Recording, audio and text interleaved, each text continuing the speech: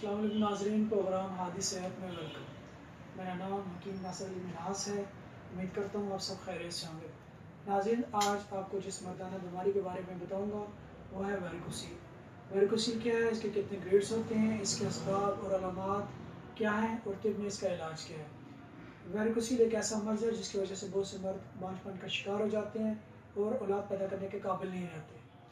नाज़रीन, जैसे कि आप जानते हैं कि मर्दों के टेस्टिकल्स मौजूद होते हैं, एक दाएं जानिब होता है, एक बाएं जानिब होता है।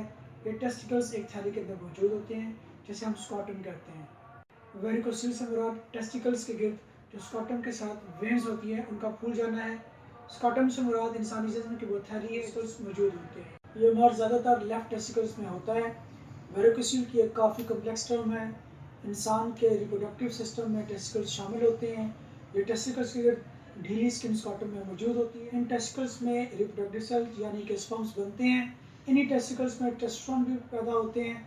ये टेस्टोस्टेरोन अपने मसल्स की ताकत और सेक्सुअल कुव्वत के लिए इस्तेमाल होते हैं। स्कॉटम हमारे लिए इन टेस्टिकल्स को ठंडा रखते हैं जिससे हमारे स्पर्म्स की प्रोडक्शन के लिए टेम्परेचर मौजूद रहता है। टेस्टिकल्स के अंदर स्पर्मेटिक कॉर्ड के जरिए लटके होते हैं और स्पर्मेटिक कॉर्ड के अंदर काफ़ी वेन्स होती हैं। वो वेन्स जिनमें स्पर्म्स ट्रैवल करते हैं इसको वास डिफरेंस कहते हैं। जबकि एक वेन जिसका नाम टेस्टिकुलर आर्टरी है, यह खून को टेस्टिकल से वापस पेम्पनी कॉम्प्लेक्स से खून टेस्टिकल्स वेन्स में जाता है। वेन्स में वन वे वॉल्व सेल्स होते हैं जो कि खून को वापस टेस्टिकल्स में जाने से रोकते हैं।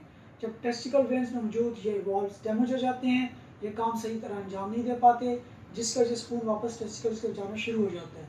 क्योंकि बाएं तरफ की वेन्स दाएं तरफ की वेन्स की निस्बत ज़्यादा सीधी और लंबी होती हैं। खून की इस हरकत की वजह से पेम्पनी कॉम्प्लेक्स की वेन्स फूल जाती हैं जिसकी वजह से टेस्टिकल का टेम्परेचर बढ़ जाता है। तो इसके लिए स्पर्म की प्रोडक्शन मुश्किल हो जाती है जो कि मर्दाना बांझपन का बाइस बनती है। स्पर्म के अलावा यह टेस्टोस्टेरोन की तादाद को भी कम कर देती है जिसकी वजह से आप कई सेक्सुअल मसाइल का शिकार हो जाते हैं। वेरिकोसील स्पर्म की तादाद और मिकदार दोनों पर असर करता है।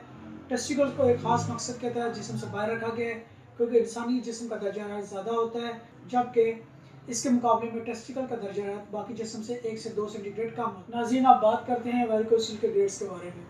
वेरिकोसील के 5 ग्रेड्स होते हैं। सबसे पहले बात करते हैं ग्रेड 1 के बारे में।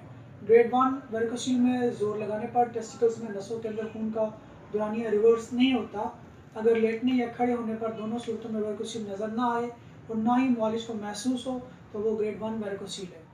ग्रेड 2 अगर लेटने पर वेरिकोसील महसूस नहीं होता और खड़े होने पर वेरिकोसील महसूस होता हो तो वो ग्रेड 2 है।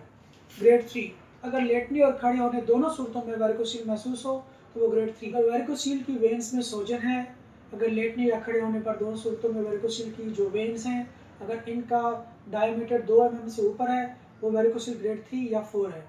अगर वेरिकोसील में जोर लगाने पर टेस्टिकल में नसों के अंदर खून का दौरानिया रिवर्स होता है तो ये हायर वेरिकोसील के ग्रेड 3 या 4 में चला जाता है। ग्रेड 4 अगर लेटने और खड़े होने पर दोनों वेन्स नज़र आती हैं और हाथ लगाने पर महसूस होती हैं तो वो ग्रेड 4 है।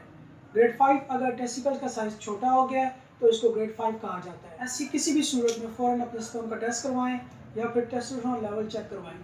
वेरिकोसील की मंदरजा झैल अलामात हैं टेस्टिकल्स में दर्द होना, टेस्टिकल्स में चुभन का होना, टेस्टिकल्स की थैली के नज़दीक सोजन, स्कॉटम के अंदर वेन्स का फूल जाना, टेस्टिकल्स का सिकुड़ जाना। इस बीमारी में खुशी के ऊपर एक उभार सा मालूम होता है जो नीचे से खुला हुआ और ऊपर से तंग और गिरादार होता है।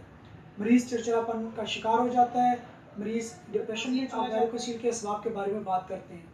15 से 30 साल के दरमियान मर्दों को वेरिकोसील होने के इम्कान ज़्यादा होते हैं।